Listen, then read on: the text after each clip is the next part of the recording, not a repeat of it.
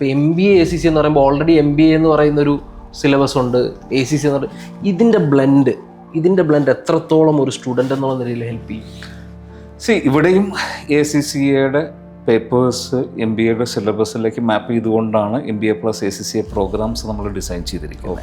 അതും ഏറ്റവും top rated ആയിട്ടുള്ള ഇന്ത്യയിൽ തന്നെ A++ ലെവലുള്ള യൂണിവേഴ്സിറ്റീസ്, ടോപ്പ് 10 യൂണിവേഴ്സിറ്റീസിൽ, ടയർ യൂണിവേഴ്സിറ്റീസ് തന്നെ.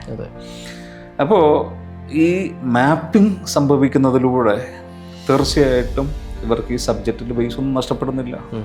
And second thing, dual professional ക്വാളിഫിക്കേഷനാണ് നേടുന്നത്.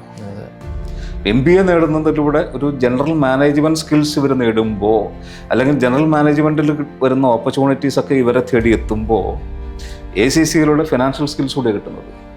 അപ്പോൾ രണ്ട് മേഖലയിലേക്കും ഓപ്പർച്യൂണിറ്റി ഡബിളായി മാറുകയും ജനറൽ മാനേജ്മെൻറ്റ് സ്കിൽസ് ആപ്ലിക്കേഷൻ വരുന്ന ജോബ് ഓപ്പർച്യൂണിറ്റീസും ഫൈനാൻഷ്യൽ സ്കിൽസ് ആവശ്യമായിട്ടുള്ള ജോബ് ഓപ്പർച്യൂണിറ്റീസും നേടിയെടുക്കാൻ MBA പ്ലസ് ACCA നേടുന്ന ഒരു കുട്ടിക്ക് സാധിക്കും. എനിക്കൊന്ന് കരിയർ ഗ്രോത്ത് എന്നുള്ള രീതിയിൽ ചിന്തിക്കുമ്പോഴും തീർച്ചയായിട്ടും വളരെ എളുപ്പത്തിൽ ഡബിളായില്ലേ അവിടെ.